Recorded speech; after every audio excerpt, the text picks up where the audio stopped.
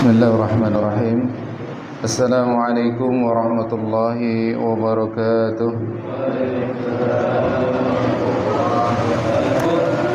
Alhamdulillahi rabbil alamin. Alhamdulillahilladzi hamdan katsiran thayyiban mubarakan fih. Alhamdulilladzi ahyana ba'dama amatana wa ilaihin nusur. Asyhadu an la ilaha illallah wa asyhadu anna Muhammadan abduhu wa rasuluh. Allahumma shalli wa sallim wa barik ala sayyidina wa habibina wa syafi'ina wa maulana Muhammadin wa ala alihi wa ashabihi wa man tabi'ahum bi ihsanin ila yaumiddin. Rabbi shrah li sadri wa yassir li amri wa hlul 'uqdatam min lisani yafqahu qawli, amma ba'du.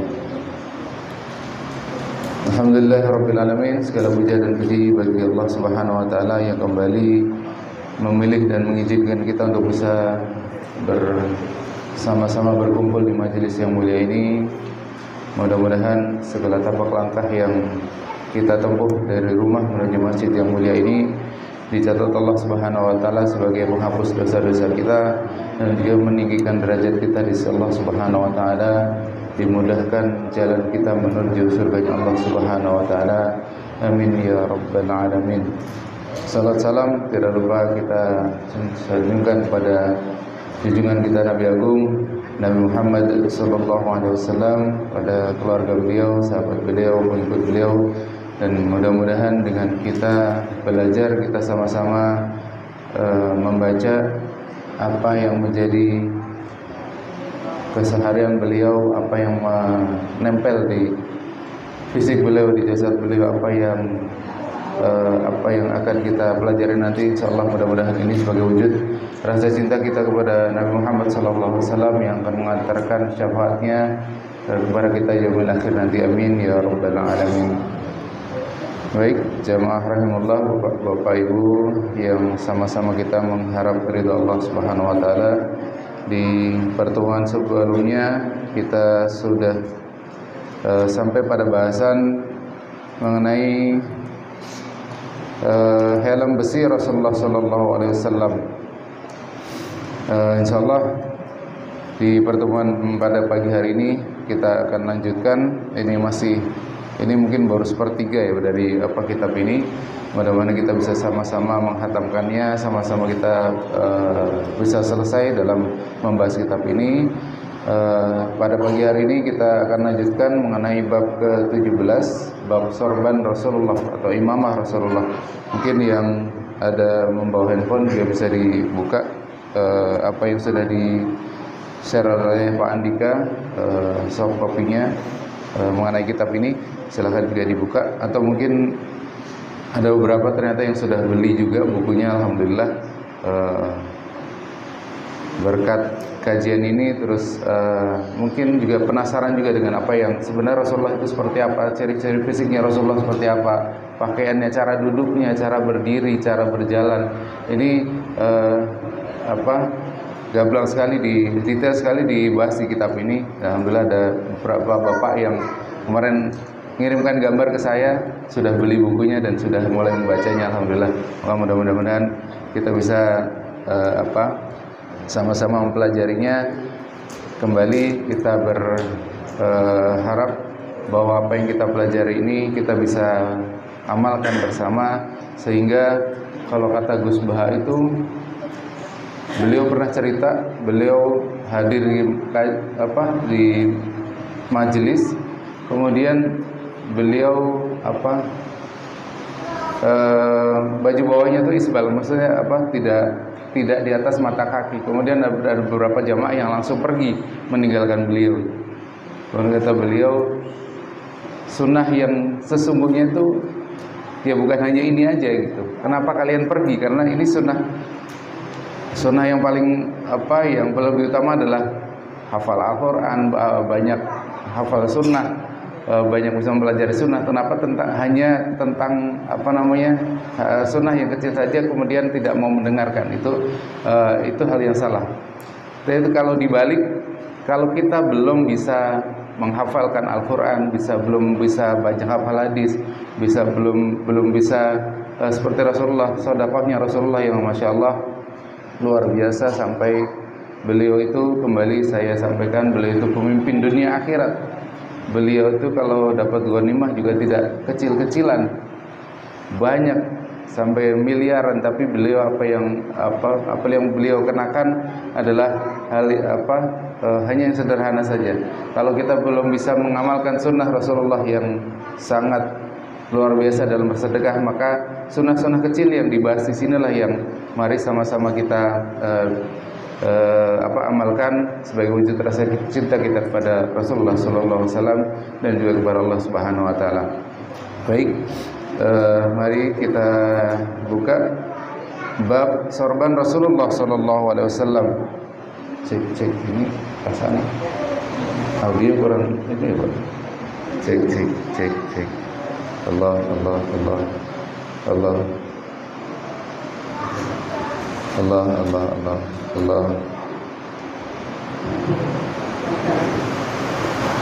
Asbih. Allah. Ini lagi. Allah. Baik. Nah, ini lebih baik lagi. Baik, yang pertama bab mengenai sorban Rasulullah SAW. Di sini ada 5 hadis. Hadis yang pertama sampai hadis ketiga kurang lebih sama isinya, yaitu Muhammad bin Bashar bercerita kepada kami, Abdurrahman bin Mahdi bercerita kepada kami dari Hamad bin Salamah, Mahmud bin Ghailan bercerita kepada kami, Waqi bercerita kepada kami dari Hamad bin Salamah dari Abu Zubair dari Jabir, beliau berkata, Nabi SAW memasuki kota Mekah pada waktu penaklukan dan beliau mengenakan sorban atau imamah berwarna hitam. Ini disebutkan bahwa sorban Rasulullah SAW adalah berwarna hitam. Di hadis kedua pun sama, menjelaskan bahwa aku melihat dari Amr bin Hurais dari ayahnya, beliau berkata, aku melihat sorban hitam di atas kepala Nabi SAW. Kemudian hadis ketiga juga sama, menyebutkan bahwa dari Ja'far bin Amr bin Hurais dari ayahnya, Nabi SAW berkhutbah di hadapan umat manusia dan beliau mengenakan sorban berwarna hitam. Ini menjelaskan sorban yang dipakai Rasulullah adalah warna hitam. Kemudian hadis selanjutnya dari Ubaidillah bin Umar dari Nafi dari Ibnu Umar, beliau berkata, apabila memakai sorban, Nabi SAW membiarkan ujung sorbannya di antara kedua bahunya. Kemudian Nafi berkata, Ibnu Umar juga seperti itu. Artinya apa? Ibnu Umar, para sahabat ini kalau Nabi kalau para sahabat ini melihat Nabi memakai apa, maka mereka akan berlomba-lomba menirukannya karena saking cintanya.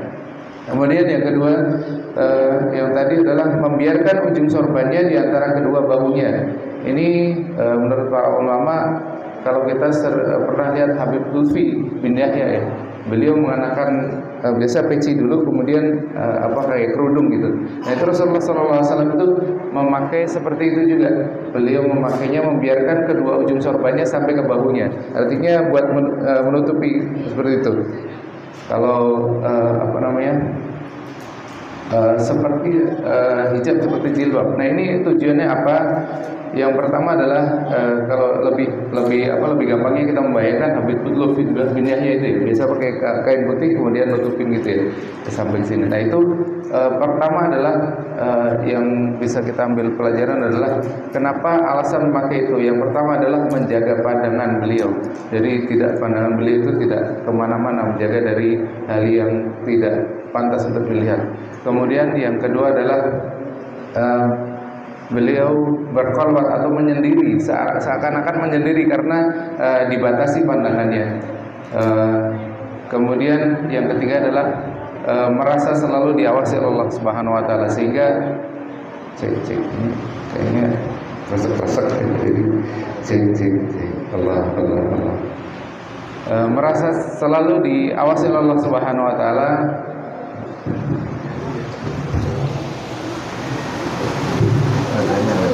Mungkin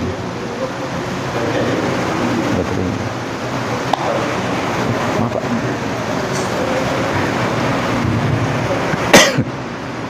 Yang ketiga adalah, ini juga kayaknya kecil loh soalnya, merasa diawasi oleh Allah Subhanahu Wa Taala sehingga selalu bisa menjaga pandangannya. Kalau ini pernah Allah.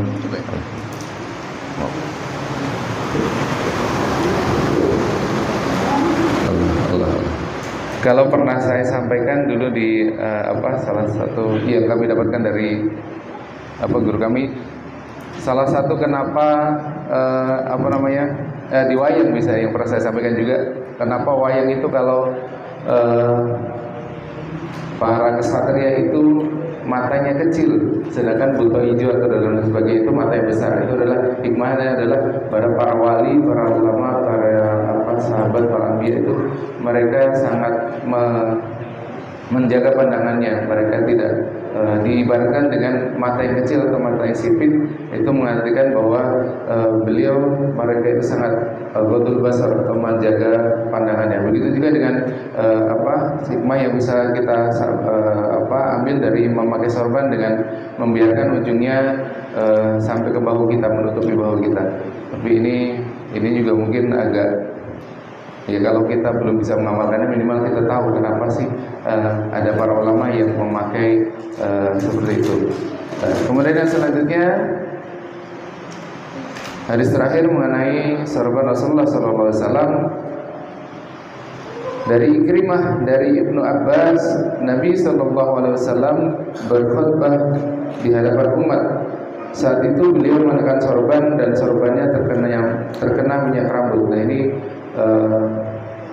kadang-kadang Rasulullah memakai imamah atau memakai sorban ini untuk menutupi rambut beliau yang terkena minyak rambut, sehingga disebutkan dalam kisah lain, dalam hadis lain, bahwa sorban Rasulullah SAW itu tadinya putih sampai ke kuning-kuningan karena saking kena minyak zaitun. Karena Rasulullah SAW, kita sudah bahas sebelumnya, minyak yang dipakai Rasulullah SAW adalah minyak zaitun. Minyak untuk meminyaki rambutnya adalah minyak zaitun. Kemudian beliau menutupi rambutnya dengan imamah, dengan sorban, sampai sorbannya itu terlihat terkena banyak minyak gitu. Yang kedua juga terlihat terkena banyak minyak karena beliau itu tidak mempunyai banyak imamah. Yang dipakai yaitu yang imamah itu yang sering dipakai, sehingga dari warnanya putih berubah menjadi kuning-kuningan seperti itu. Ini mengenai sorban Rasulullah SAW. Kemudian yang selanjutnya kita bahas bab tentang izar atau sarung Rasulullah SAW, bab ke-18, yaitu sarung Rasulullah SAW. Nah ini kita baru sadar ternyata sarung ini juga sunnah. Tidak hanya gamis yang katanya sunnah pakai gamis, tapi sarung yang kita pakai, yang sering orang Indonesia sering pakai, ini ternyata juga sunnah yang diajarkan Rasulullah SAW. Izar itu pakaian yang menutupi dari bawah, dari pusar ke bawah. Kalau dari pusar ke atas itu namanya rida.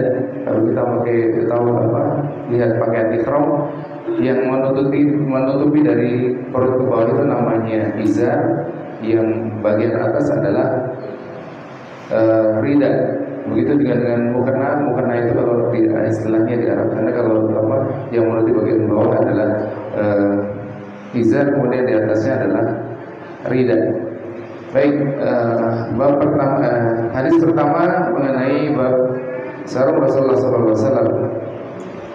Ahmad bin Mani bercerita kepada kami, Ismail bin Ibrahim bercerita kepada kami, Ayub bercerita kepada kami dari Humaid bin Hilal dari Abu Burdah. Beliau berkata, Aisyah memperlihatkan kepada kami pakaian yang telah kumal serta sarung yang kasar, seraya berkata, Rasulullah SAW dicabut ruhnya sewaktu mengenakan kedua pakaian ini. Artinya apa? Pakaian beliau yang ketika beliau meninggal itu adalah pakaian yang sudah kumal, pakaian yang sudah lusuh. Ini kembali saya sampaikan, Rasulullah SAW itu pemimpin dunia akhirat, tapi bagaimana beliau memilih untuk pakaian yang beliau kenakan adalah pakaian yang tidak bermewah-mewahan, pakaian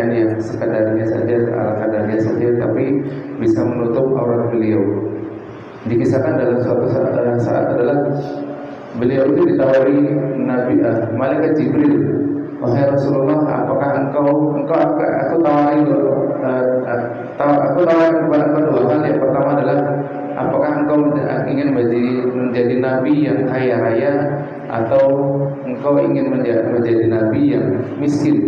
Kemudian Rasulullah SAW menjawab pada malaikat Jibril, beliau lebih memilih menjadi nabi yang miskin. Ada kita tahu Nabi Sulaiman, nabi yang kaya raya, sangat kaya raya. Kekayaan itu tidak apa-apa bagi orang Islam. Kalau kita kaya itu tidak apa-apa, tapi kita berharap kaya, kita bercita-cita menjadi orang kaya, harus kita sisipkan niat di situ, bahwa kita niat ingin menjadi ingin membantu dakwah Allah Subhanahu wa taala. Bagaimana kita ingat kalau para sahabat itu sangat-sangat bersemangat ketika diajak untuk membiayai perang.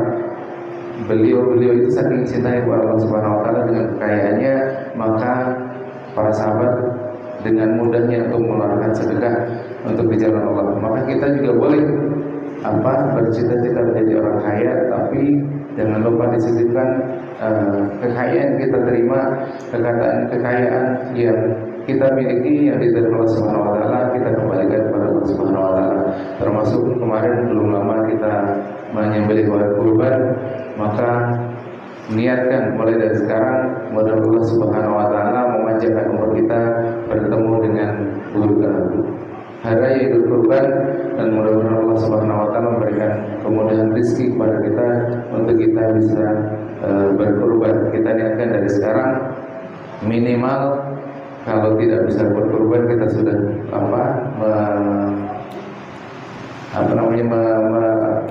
niat kurban itu kita sudah, pahala niat kurban kita sudah dapatkan, dan mudah-mudahan kembali kita bisa sama-sama.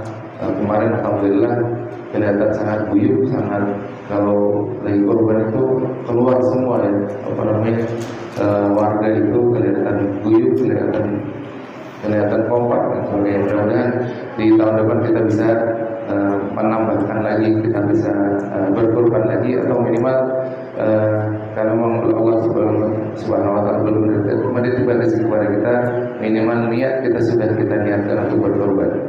Kembali tentang hadis yang pertama ini adalah bagaimana Rasulullah SAW sangat sederhana. Rasulullah pernah berdoa, ini di kajian saya catat dulu mungkin agar tidak saya lupa. Allahumma ahyini miskina wa amitni miskina wa syurni fi zumratil masakin. Rasulullah SAW ini yang mungkin tantangan bagi kita. Salah satu sunnah yang ini juga mungkin kalau saya mau berdoa kayak gini, kayaknya mikir-mikir juga ya Allah. Ya Allah. Ini Rasulullah SAW berdoa, Allahumma ahyini miskina, ya Allah, hidupkanlah aku dalam keadaan miskin, wa amitni miskina, dan matikanlah aku dalam keadaan miskin pula. Ini doa Rasulullah SAW. Kemudian wasyurni fi zumratil masakin, dan masukkan aku ke dalam golongan orang-orang yang miskin. Artinya Rasulullah SAW menyampaikan bahwa nanti orang miskin di akhirat itu akan mendapatkan kerajaan yang berbeda dengan yang orang lain. Maka dan juga orang-orang miskin nanti akan bersama Rasulullah SAW di surga yang Subhanahu wa taala. Ini salah satu permintaan dari Rasulullah SAW. Matikan aku, kuburkanlah aku bersama orang-orang miskin. Tapi orang miskin yang bagaimana? Yang pertama adalah yang tidak memperlihatkan kemiskinannya. Bikin status, kalau nggak punya uang bikin status, kalau lagi sedih bikin status. Bukan seperti itu. Orang yang pandai menyembunyikan kesedihannya. Saya juga kadang-kadang kalau ini masih suka itu. Allah.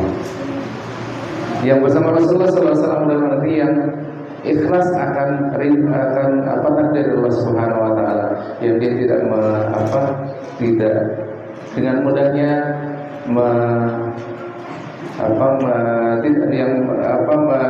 menampakkan kesusahannya, kemudian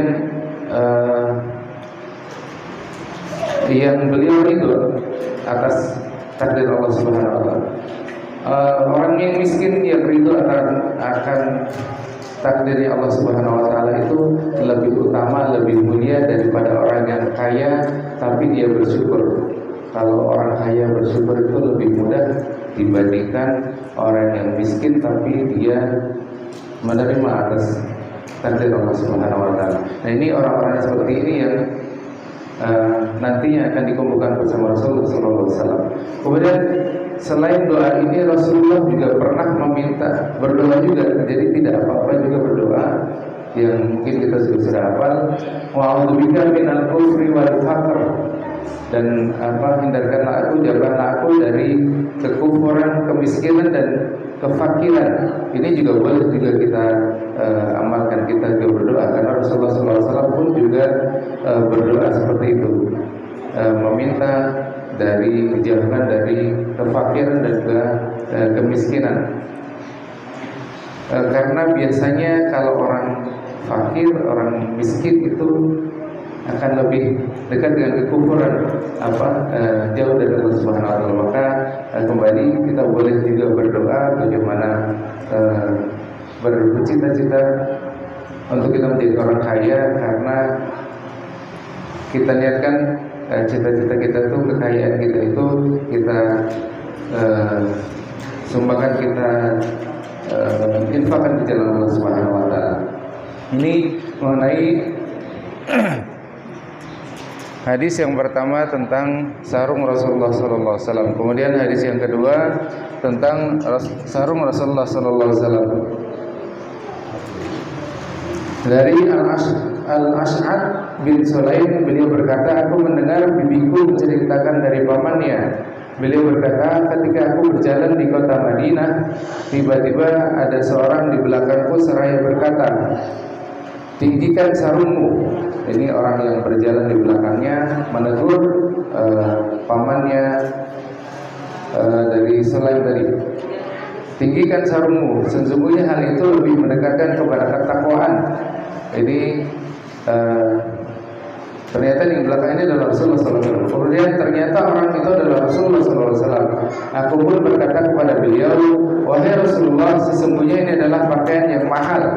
Di dalam riwayat yang lain, beliau si pejalan kaki ini, beliau berkata, sesungguhnya sarung ini sarung yang berwarna putih kehitam-hitaman. Jadi kalau di sini disebutkan ini adalah pakaian yang mahal, tapi di riwayat lain disebutkan bahwa sarung ini warnanya putih kehitaman. Jadi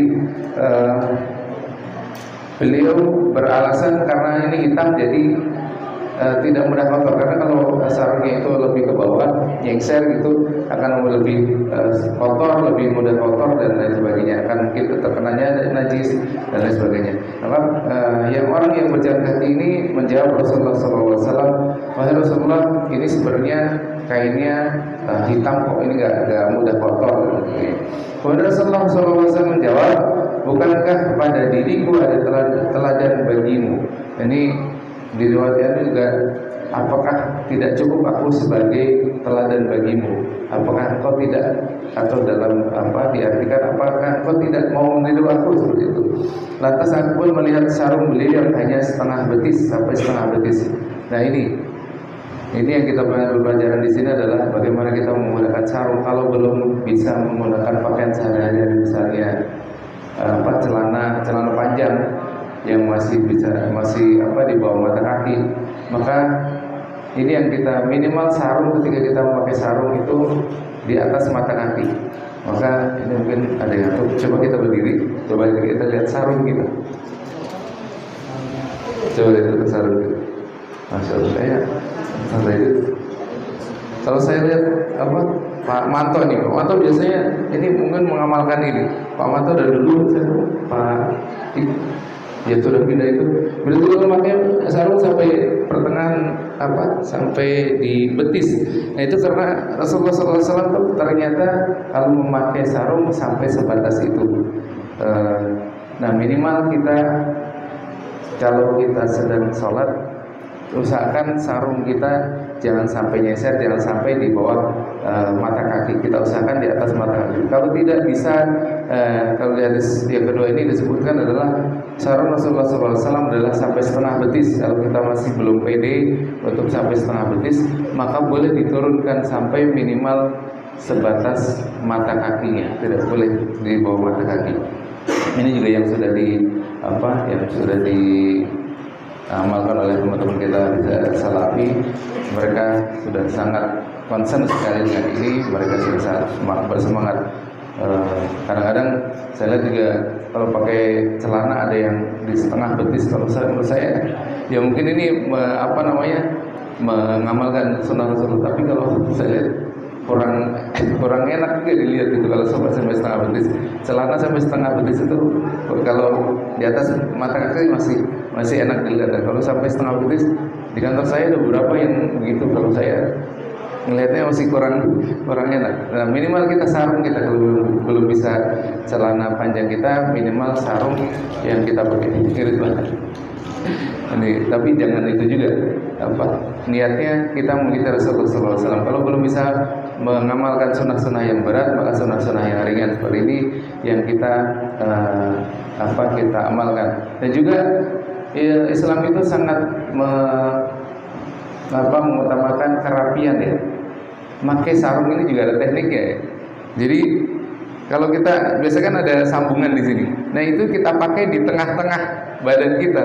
Karena kalau saya lihat itu sambungannya ada di belakang, sambungannya di samping. Nah itu kalau dilihat juga kurang rapi, tidak rapi. Karena dan kembali Islam itu sangat menuntut juga kerapian. Kalau pakai sarung, kalau biasanya kalau orang pondok nih, orang lulusan pondok atau mungkin ya pesantren, anaknya Pak Hari, mungkin anaknya Pak Habis.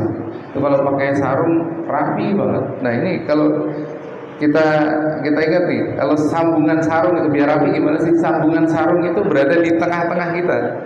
Jangan asal pakai aja gitu. Nanti tulisannya di samping ada kurang pas, kurang enak dilihat. Kita pastikan kita menggunakan sarung itu juga serapi mungkin karena kita akan menghadap Allah Subhanahu wa taala. Kalau menghadap atasan saja kita rasa rapi mungkin ya. Bagaimana kita menjaga pakaian kita, celana kita. Maka begitu juga dengan kita menghadap Allah Subhanahu wa taala, kita usahakan serapi mungkin, tidak hanya asal pakai. Sarung kita juga kita pakai semestinya, kita pakai sebagaimana serapi mungkin. Dan ada bahasan juga kadang-kadang ada mereknya di bawah tuh. Mereknya di bawah takut mengganggu konsentrasi di belakangnya, kadang-kadang suka baca. Nah itu kita balik aja kalau enggak aja dulu kemana Pak sampir biasanya. Itu takut mengganggu belakangnya. Nah itu kita balik aja di atas, tidak boleh dengan niatan untuk tidak ini yang punya pabrik juga pinter gitu. Jadi naruh merek itu di belakang gitu. Itu biar itu sebagai trik dagangnya mereka juga biar kebaca orang. Tapi ketika kita khawatir mengganggu yang jamaah di belakang kita, maka kita balik saja sarung. Baik, itu hadis yang kedua. Hadis yang ketiga dari Iyas bin Salamah bin Aqwa, dari ayahnya, beliau berkata Utsman bin Affan memakai sarung yang tingginya mencapai setengah betisnya. Utsman berkata, demikianlah cara bersarung sahabatku, yaitu Nabi Sallallahu Alaihi Wasallam. Ini Utsman bin Affan pun meniru apa yang dilakukan Rasulullah Sallallahu Alaihi Wasallam. Kemudian hadis yang terakhir mengenai sarung Rasulullah Sallallahu Alaihi Wasallam adalah dari Hudzaifah bin Al-Yaman, beliau berkata Rasulullah sallallahu alaihi wasallam memegang otot betisku atau betisnya lalu bersabda, ini beliau lupa ini antara betis beliau atau betis Rasulullah sallallahu alaihi wasallam. Ini merupakan batas bawah kalian. Beliau Rasulullah memegang betis sahabatnya ini, yang bagian belakangnya ini. Kemudian ini merupakan batas bawah sarung kalian. Jika engkau enggan maka engkau boleh lebih ke bawah lagi. Nah ini boleh lebih ke bawah lagi. Jika engkau masih enggan juga, maka tidak ada hak bagi sarung pada mata kaki. Artinya apa? Tidak ada kebenaran, tidak ada sesuatu yang benar ketika sarung itu melebihi mata kaki. Batasnya Rasulullah SAW, mungkin beliau juga tahu kalau orang mungkin kurang pede atau lain sebagainya. Kalau engkau tidak mau sebatas tengah-tengah betis, maka turunkanlah sampai sebatas mata kaki. Maka ini yang yang bisa kita amalkan, bahwa menggunakan sarung. Yang pertama adalah sarung itu sunnah Rasulullah SAW. Tidak hanya gamis saja yang sunnah, tapi sarung pun, memakai sarung juga sunnah Rasulullah SAW. Tapi yang kedua adalah bagaimana kita memakai sarung yang rapi, bagaimana kita memakai sarung jangan sampai nyekser, jangan sampai di bawah mata kaki. Ini juga mungkin kita bisa ajarkan kepada anak-anak kita bagaimana memakai sarung yang baik, memakai sarung yang benar. Kemudian yang saya agak terlewat adalah kemarin itu mengenai baju besi Rasulullah SAW. Baju besi ini juga masih berkaitan dengan hadis yang pertama, bagaimana Rasulullah SAW memakai sarung yang kasar, memakai sarung yang sudah kumal. Kita masih ingat bahwa baju besi Rasulullah SAW ketika beliau meninggal ada yang masih digadai kepada orang Yahudi. Artinya digadai kalau tidak salah hanya untuk makan 30 sok gandum. Itu beliau itu mantunya itu Utsman bin Affan. Bagaimana kayanya mantunya Utsman bin Affan itu. Mantu beliau Utsman bin Affan adalah orang yang sangat kaya sekali. Kita masih ingat bahwa ternyata sampai sekarang pun masih ada rekening beliau ya. Kemudian sahabat beliau pun mertua beliau Abu Bakar Siddiq juga kaya raya. Apalagi sahabat beliau Abdurrahman bin Auf, itu masya Allah, sampai kalau salah hidayat beliau meneliti kekayaan beliau sampai berapa puluh ribu triliun itu kekayaan beliau, Abdurrahman bin Auf. Tapi apa yang dilakukan Rasulullah SAW, beliau pernah sampai beliau meninggal baju besinya masih digadaikan kepada orang Yahudi. Pelajaran yang kita ambil adalah beliau Rasulullah SAW itu tidak mau tergantung kepada sahabat-sahabatnya. Walaupun sahabatnya itu sangat kaya, mantunya juga kaya, maka ketika kita melihat orang itu, kita menilai orang kadang-kadang, ini kok orang tuanya begini, tapi anaknya kaya raya, tapi orang tuanya begini. Mungkin beliau juga mengamalkan seperti ini apa yang dikatakan Rasulullah SAW. Beliau tidak mau menunjukkan kesedihan kepada anaknya, kepada mantunya. Beliau tidak mau tergantung pada anaknya, kepada mantunya. Maka saya juga baru ingat juga ketika saya ikut pembahasan tentang ini gitu, tentang Syamil Muhammad ini, bahwa Rasulullah SAW itu ternyata walaupun mempunyai mantu yang kaya raya, sahabat yang kaya luar biasa, tapi beliau tidak mau untuk makan saja. Beliau tidak mau, misalnya beliau tidak punya sesuatu untuk dimakan, tapi beliau tidak mau mengemis atau meminta kepada sahabatnya, kepada mantunya.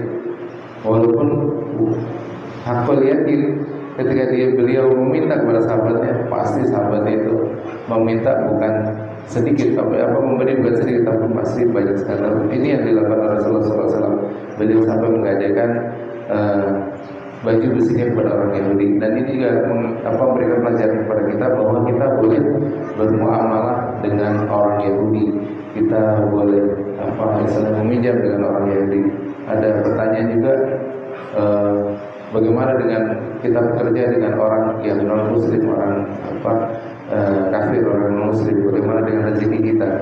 Ini tidak apa-apa, tidak masalah, karena sesungguhnya adalah bos kita itu hanya perantara dari Allah Subhanahu Wa Taala. Allah memilih bos kita untuk menjadi perantara rezeki yang Allah berikan kepada kita. Jadi juga Rasulullah SAW pun pernah bermuamalah, pernah berurusan bisnis dengan orang Yahudi. Ini yang kita bisa ambil belajar bersama, bahwa Rasulullah SAW tidak mau tergantung dengan sahabatnya, tidak mau menunjukkan kesedihannya kepada sahabatnya. 52. Ini satu lagi bab tentang cara, kemudian bab selanjutnya ini kita sudah tadi sorban sudah, bab sarung sudah, kemudian kita berlanjut kepada bab cara berjalan Rasulullah SAW. Ini juga kita bisa amalkan bersama. Kalau saya sekarang sering naik kereta, saya niatkan juga dari stasiun ke kantor itu saya berniat mengamalkan apa yang di cara jalannya Rasulullah SAW. Baik, hadis pertama dari Abu Hurairah, beliau berkata, aku tidak pernah melihat sesuatu yang lebih indah dari Rasulullah SAW. Ini melihat sesuatu apapun yang lebih indah, baik itu orang, baik itu makhluk lain. Kata Abu Hurairah adalah beliau tidak pernah melihat yang lebih indah dari Rasulullah SAW. Mudah-mudahan dengan kita membaca ini, kita menyelesaikan kitab ini, kita dihadiahi Allah Subhanahu Wa Taala bermimpi bertemu Rasulullah SAW. Allah. Seolah-olah mentari beredar di wajahnya. Ini saking cerahnya beliau Rasulullah SAW. Dan aku tidak pernah melihat seorang berjalan lebih cepat dari Rasulullah SAW. Seolah-olah bumi ini dilipat-lipat untuknya. Saking cepatnya beliau itu berjalan. Sungguh kami harus bersusah payah untuk mengimbangi jalan beliau, tetapi beliau hanya berjalan biasa saja. Maksudnya apa? Beliau itu jalannya cepat banget. Sahabat itu dikisahkan kalau sahabat jalan bareng dari rumah, maka bisa dipastikan Rasulullah itu sampai duluan bisa setengahnya. Sahabat baru setengah, tapi Rasulullah sudah sampai masih duluan. Ini kemudian yang terakhir yang disebutkan tadi, para sahabat seperti bersusah payah untuk mengikuti jalan beliau. Kemudian tetapi beliau hanya berjalan seperti biasa saja. Jadi ya jalannya Rasulullah itu seperti itu, cepat gitu. Tidak cepat lah pokoknya. Beliau memang jalan seperti itu, bukan tidak menghiraukan para sahabat, tidak mau bareng-bareng, tapi memang pada dasarnya jalan Rasulullah seperti itu, jalan yang cepat. Kemudian hadis selanjutnya, Ibrahim bin Muhammad bercerita kepadaku dari salah satu putra Ali bin Abi Thalib. Beliau berkata, apabila Ali menerangkan sifat Nabi SAW, beliau berkata, jika beliau berjalan, maka beliau berjalan dengan penuh kekuatan, seolah-olah beliau sedang menapaki jalan yang menurun. Kalau kita coba turun tangga, turun itu ya, kita berasa ya, tep. Itulah Rasulullah SAW. Beliau berjalan tidak diseret gitu, seret tidak, tapi jalannya seperti orang yang berjalan menuruni tangga. Jadi tak itu loh jalan Rasulullah SAW. Kemudian hadis selanjutnya dari Nafi bin Jubair bin Mut'im dari Ali karramallahu wajhah, beliau berkata, apabila Nabi SAW berjalan, maka beliau berjalan dengan tegak, seolah-olah beliau sedang menapaki jalan menurun. Ini disebutkan juga sama. Jalan Rasulullah SAW adalah jalan yang tidak diseret, tapi lebih ke seperti menapaki jalan menurun. Kemudian disebutkan di riwayat yang lain juga bahwa jalan Rasulullah ketika berjalan itu banyak menunduk, tidak melihat ke kanan ke kiri, tapi beliau lebih sering menunduk untuk menjaga pandangan beliau. Berbeda ketika beliau sedang ngobrol, sedang berdiskusi dengan para sahabat, maka beliau menempatkan seluruh badannya, menghadapkan seluruh badannya kepada sahabat itu. Pertanda beliau serius kalau sedang